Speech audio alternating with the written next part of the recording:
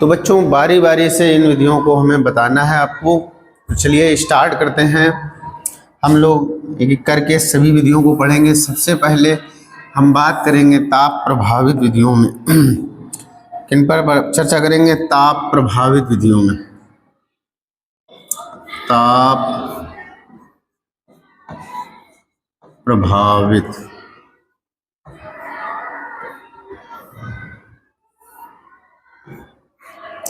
विधियां।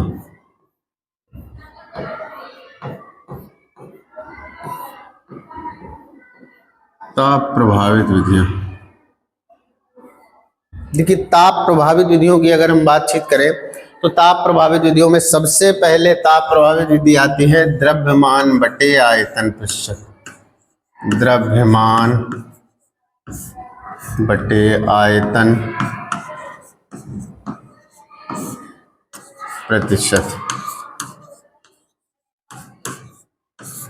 शॉर्टकट में लिखते हैं W/V परसेंटेज।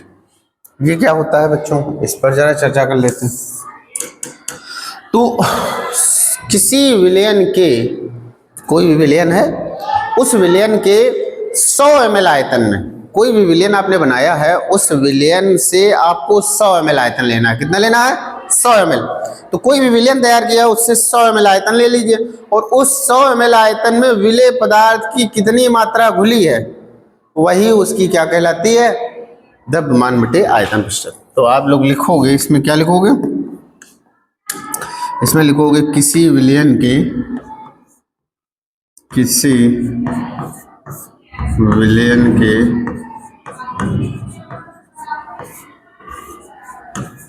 100 ml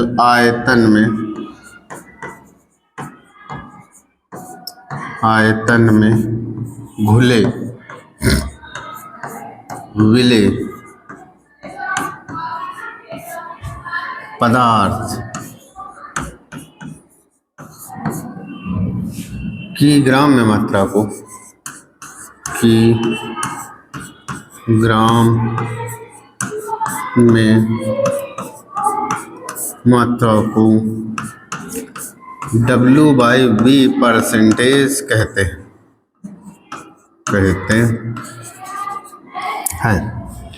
फार्मूला होता है W/V परसेंटेज बराबर विलेय की मात्रा ग्राम में, विलेय की मात्रा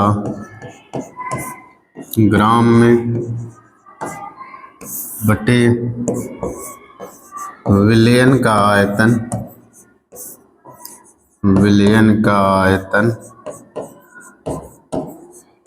ml में इंटू 100। ये होता है W/V परसेंटेज का मतलब। अब इसके बाद में हम लोग बात करेंगे V/V परसेंटेज की, यानी आयतन बटे आयतन प्रतिशत की। आयतन बटे आयतन प्रतिशत। आयतन बटे आयतन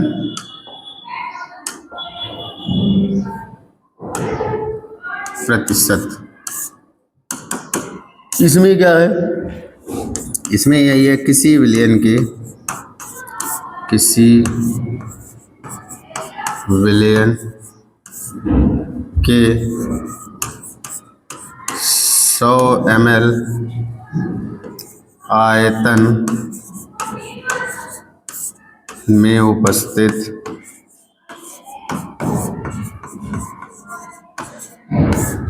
विलेय पदार्थ का, विलेय पदार्थ का ml में आयतन, ml में आयतन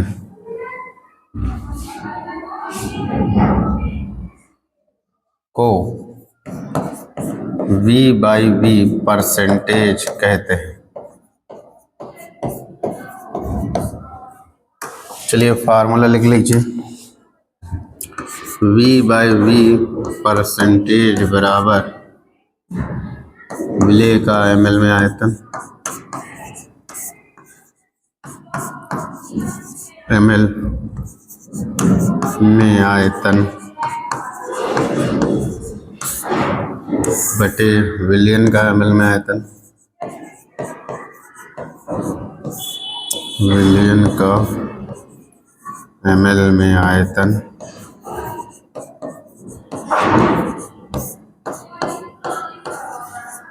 गुणा 100। अब इसके बाद में हम लोग बात करेंगे सांद्रता ग्राम प्रति लीटर में। इसमें बात करेंगे सांद्रता ग्राम प्रति लीटर में। ये क्या होता है? तो इसमें कुछ नहीं करना, आपको किसी विलयन का 1 लीटर आयतन लेना है और उस 1 लीटर आयतन में आपको देखना है विलय कितने ग्राम उपस्थित है, वही उसकी ग्राम प्रति लीटर में सांद्रता हो जाएगी। तो इसको लिखेंगे किसी विलयन के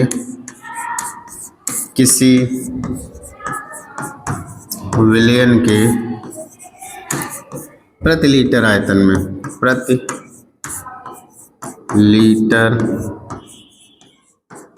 आयतन में घुले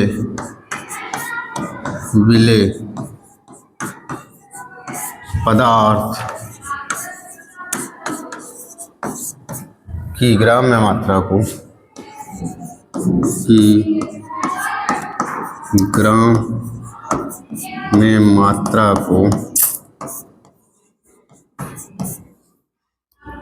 उसकी ग्राम प्रति लीटर में सांद्रता कहते हैं। ग्राम प्रति लीटर में सांद्रता कहते हैं। चलिए देख लीजिए, ग्राम प्रति लीटर में सांद्रता बराबर स्ट्रेंथ इन ग्राम पर लीटर बराबर विलेय की ग्राम में मात्रा, विलेय की मात्रा काय में, ग्राम में, बटे विलियन का आयतन काहे में, विलियन का आयतन लीटर में। इस प्रकार से हम लोग निकालते हैं। तो ये हो गई सांद्रता ग्राम प्रति लीटर। अब हम बात कर लेते हैं थोड़ी सी ppm में सांद्रता। ppm में सांद्रता, ppm में सांद्रता ये क्या होता? तो किसी विलयन के 1 मिलियन में उपस्थित, किसी विलयन के 1 मिलियन में उपस्थित विलेय पदार्थ की ग्राम में मात्रा को हम लोग ppm में सांद्रता कहते हैं। किसी विलयन के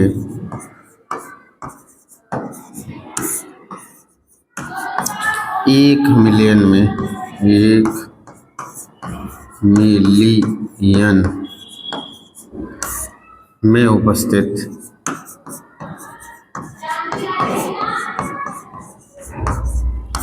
विलेय पदार्थ की, विलेय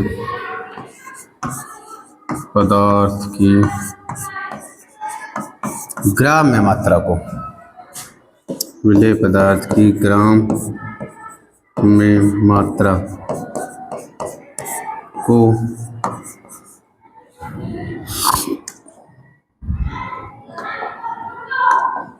विलेय पदार्थ की ग्राम में मात्रा को उसकी ppm में सांद्रता कहते हैं।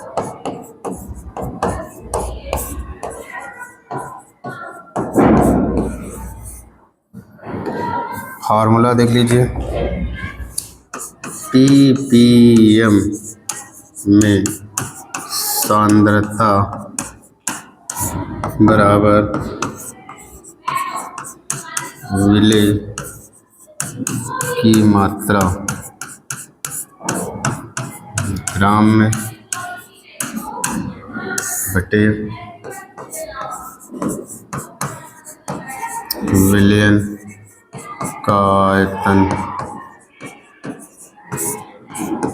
ml में गुणा 10⁶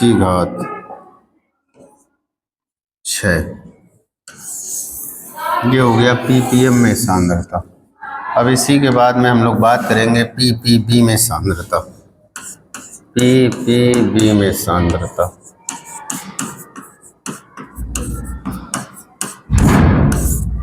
ये क्या होता है? किसी विलयन के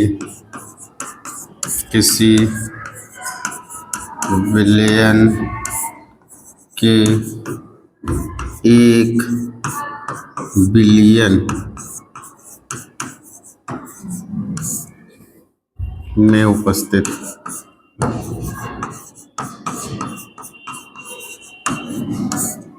विलेय पदार्थ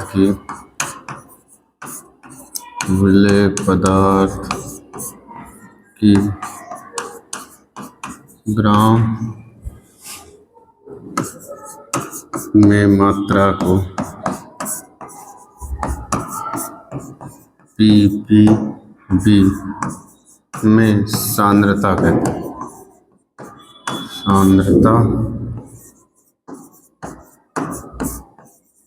कहते हैं। ppb में सांद्रता बराबर विलेय की मात्रा ग्राम में बटे विलयन का आयतन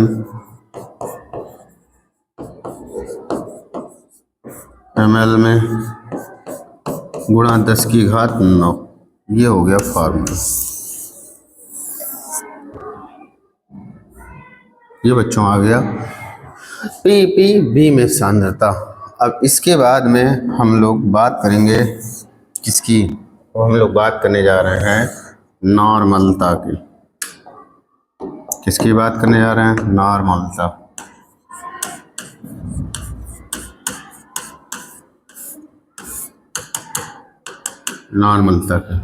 नॉर्मलता क्या होता है? किसी विलयन के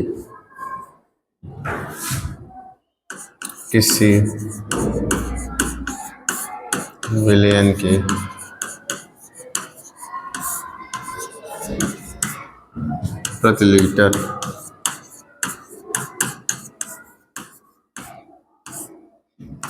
आयतन में उपस्थित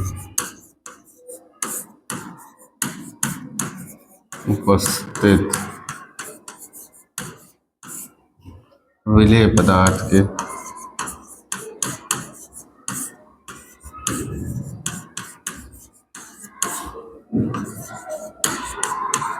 ग्राम तुल्यांकों की संख्या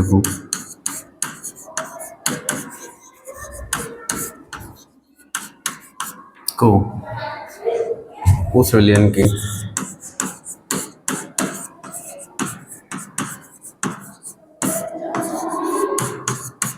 नॉर्मलता कहते हैं।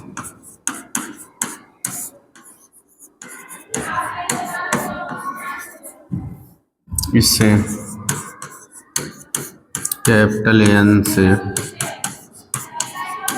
प्रदर्शित करते हैं। इसकी इकाई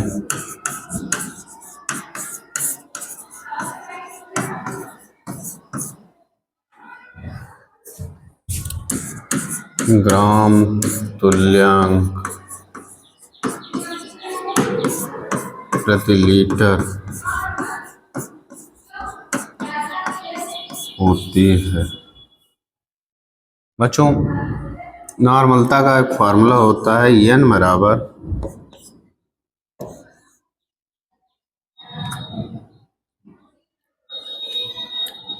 ग्राम तुल्यांक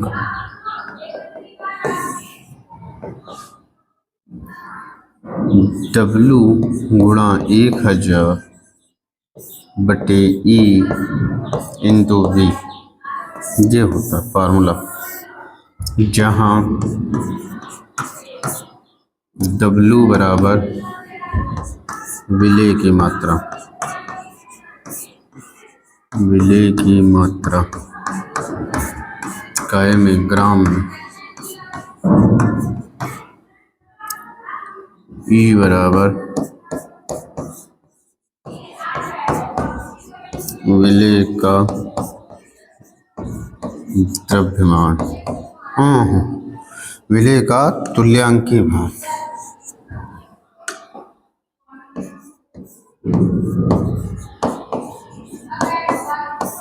तुल्यांकी भार।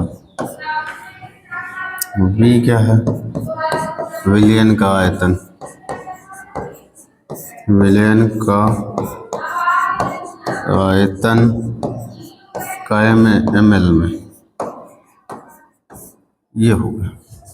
ये तो नॉर्मलता आप जानते हो। तो इस प्रकार से इस फार्मूले का प्रयोग करके आप किसी भी विलयन की नॉर्मलता को ज्ञात कर सकते हो। अब नॉर्मलता के बाद में एक और बच्ची है मोलरता।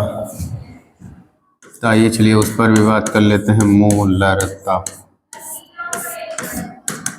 मोलरता, मोलरता की डेफिनेशन क्या है बच्चों? आइए मोलरता की डेफिनेशन लिख लेते हैं। किसी विलयन के, किसी विलयन के प्रति लीटर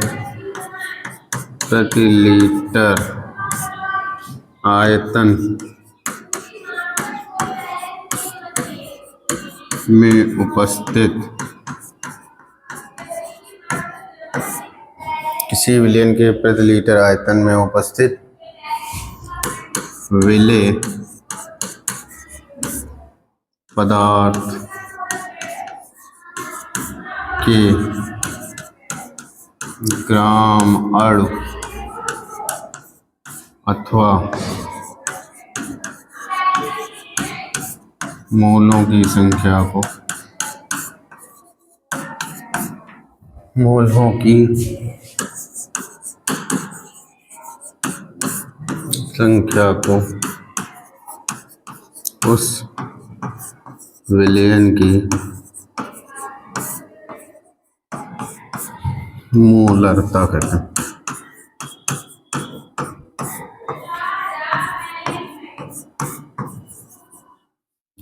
इसे कैपिटल M से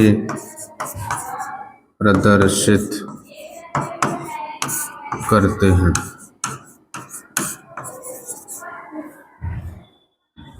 इसकी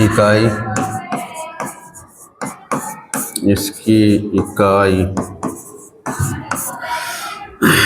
ग्राम अणु प्रति लीटर या मोल प्रति लीटर होती है। ग्राम अणु प्रति लीटर या मोल प्रति लीटर होती है। बच्चों फार्मूला क्या होता है? M बराबर W गुणा 1000 अपॉन MWT इंटू V, ये होता है फार्मूला, जहाँ W बराबर विलेय की मात्रा, विलेय की मात्रा काय में ग्राम,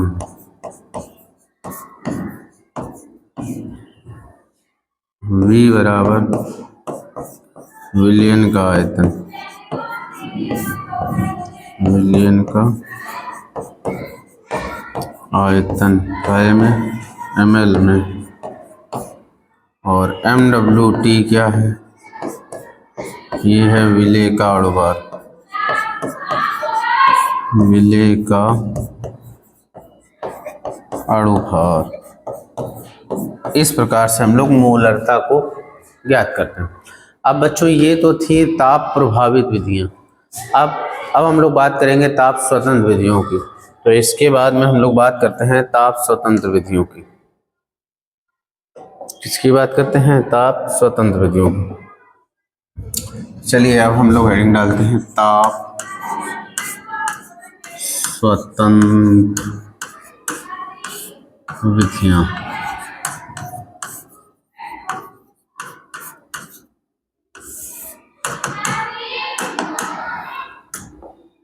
ताप स्वतंत्र विधियों की अगर हम बात करें तो सबसे पहले आती है द्रव्यमान बटे द्रव्यमान प्रतिशत। द्रव्यमान बटे द्रव्यमान प्रतिशत। इसमें क्या लिखेंगे? किसी विलयन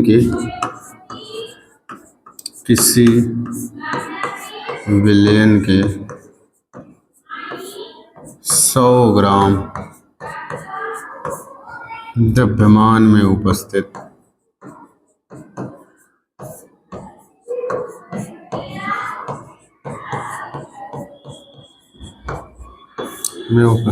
विलेय पदार्थ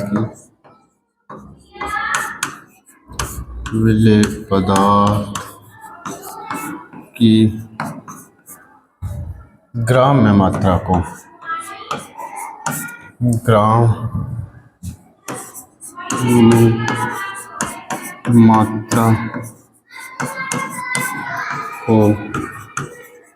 द्रव्यमान बटे द्रव्यमान प्रतिशत कहते हैं। फार्मूला क्या हो गया?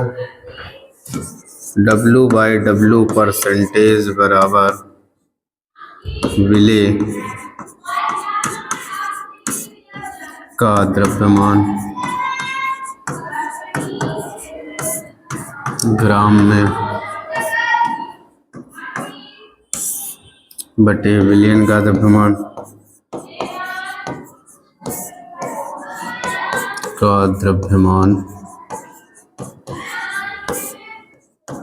ग्राम में।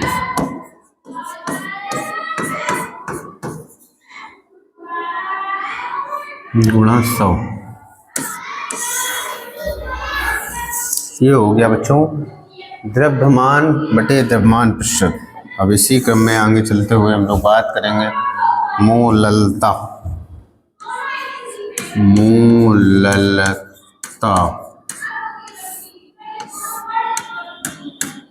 मोललता क्या होता है बच्चों? चलो आओ देख लेते हैं। किसी विलयन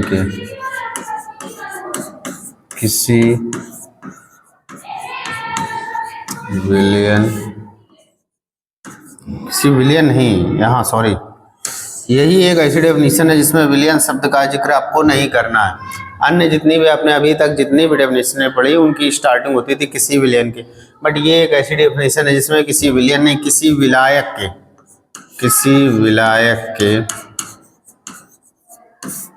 विलायक के 1 किलोग्राम या 1000 ग्राम द्रव्यमान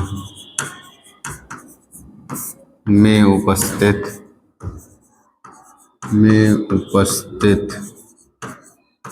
विलेय पदार्थ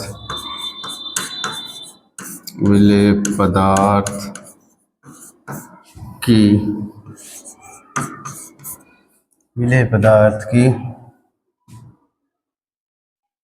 मोलों की संख्या को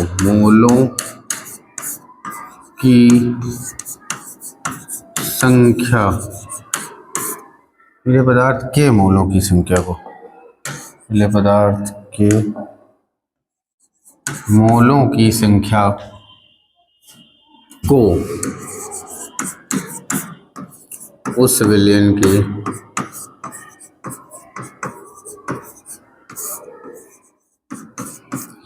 मोललता कहते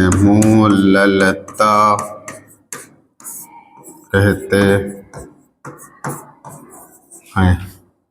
इससे स्मॉल m से प्रदर्शित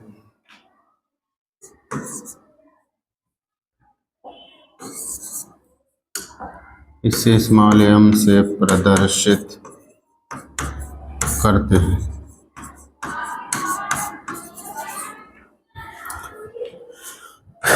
इसकी इकाई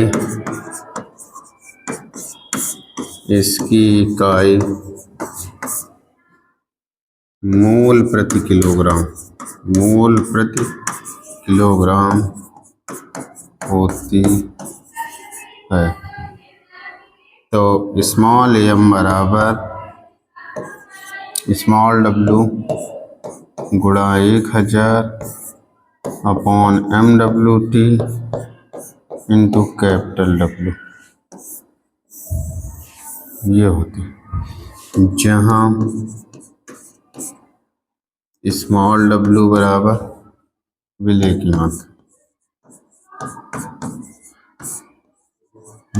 की मात्रा MWT विलेय का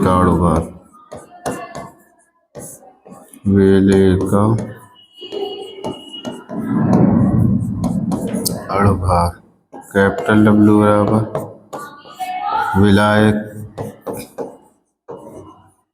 का द्रव्यमान इकाई में ग्राम में, और ये मात्रा भी काहे में, ग्राम में। बस इस प्रकार से हम लोग मोललता निकाल लेते हैं। तो बच्चों ये मोललता आपका कंप्लीट हो गया। अब मोललता के बाद में हम लोगों को बात करनी है मोल प्रभाज की। किसकी बात करनी है बच्चों? मोल प्रभाज की। तो चलिए बिना किसी देरी के हम लोग मोल प्रभाज स्टार्ट करते हैं। चलिए स्टार्ट करते हैं मोल प्रभाज।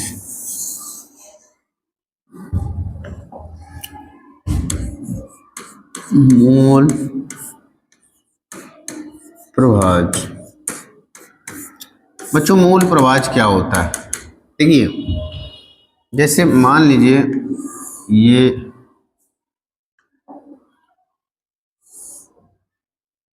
ये कोई एक पात्र है, ठीक। इस पात्र में हम दो चीजें डाल रहे हैं, जैसे मान लो हम चीनी डाल रहे हैं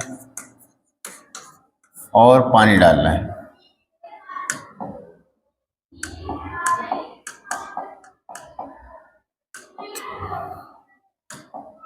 इसमें हम चीनी डाल रहे हैं और क्या डाल रहे हैं, पानी डाल रहे हैं। तो इसमें मान लीजिए चीनी के हमने स्मॉल n मोल डाले और पानी के हमने कैपिटल N मोल डाले। तो अगर हम इस विलयन में चीनी का मोल प्रभाज निकालें तो क्या होगा? चीनी का मोल प्रभाज होगा चीनी के मोल, तो चीनी के मोल कितने हैं? Small n upon total mole. इसी प्रकार से अगर पानी का मोल प्रभाज निकालें तो क्या होगा? पानी के मोल बटे टोटल मोल। यही होता है मोल प्रभाज निकालने का तरीका। यानी किसी विलयन में उपस्थित किसी एक घटक के मोल तथा विलयन में उपस्थित संपूर्ण घटकों के मोलों के अनुपात को उस विलयन का मोल प्रभाज कहते हैं। तो चलिए लिख लेते हैं। किसी विलयन में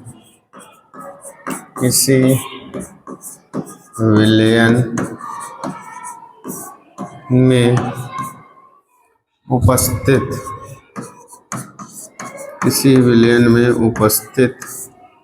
किसी एक घटक के मोल, किसी विलयन में उपस्थित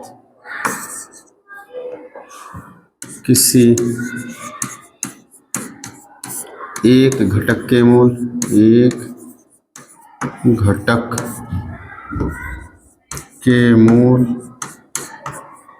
किसी विलयन में उपस्थित किसी एक घटक के मोल तथा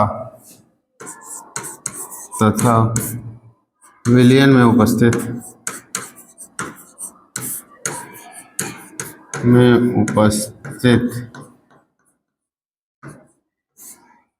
संपूर्ण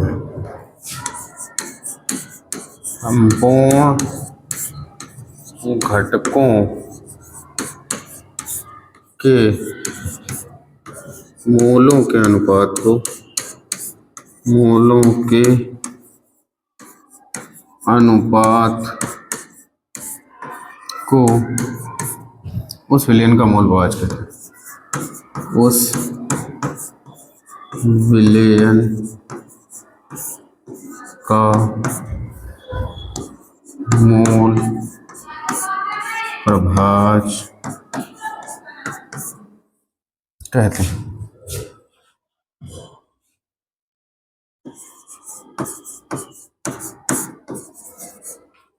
माना किसी विलयन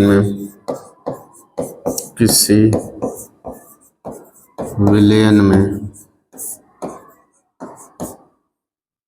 विलेय पदार्थ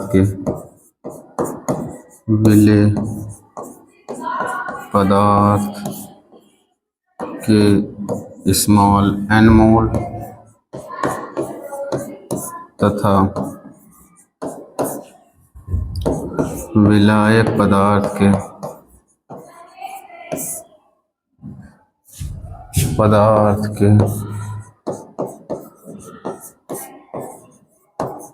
कैपिटल N मोल उपस्थित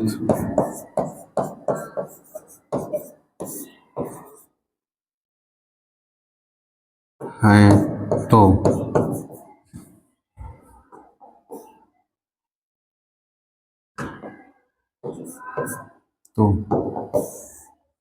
विलेय पदार्थ का मोल प्रभाज बराबर विलेय पदार्थ का मोल प्रभाज मोलर फ्रैक्शन ऑफ विलेय, ऐसे भी लिख सकते हो या फिर आप कैपिटल X का भी प्रयोग कर सकते हो बराबर विलेय के मोल स्मॉल n बटे total mole capital N plus small n, ये हो गया। अगर आपसे पूछा है विलायक का मोल प्रभाज, विलायक का मोल प्रभाज मोलर फ्रैक्शन ऑफ विलायक बराबर विलायक के मोल बटे टोटल मोल। इस प्रकार से आप विलायक का मोल प्रभाज निकाल सकते हैं। तो ये बच्चों हैं सांद्रता व्यक्त करने की संपूर्ण विधियां। इसमें से हमने आपको ताप प्रभावित विधियां भी बताई और ताप स्वतंत्र विधियां भी, हमने आपको ताप प्रभावित विधियां भी बता दी और ताप स्वतंत्र विधियां भी बताएं। तो एक एक करके बारी बारी से हमने ताप प्रभावित और ताप स्वतंत्र विधियों पर चर्चा की। अब बच्चों इस चैप्टर का एक पड़ाव खत्म हो चुका है। अब इसके हम नेक्स्ट पड़ाव पर बातचीत करेंगे। तो पहला पड़ाव सांद्रता वाला आपका समाप्त हो गया।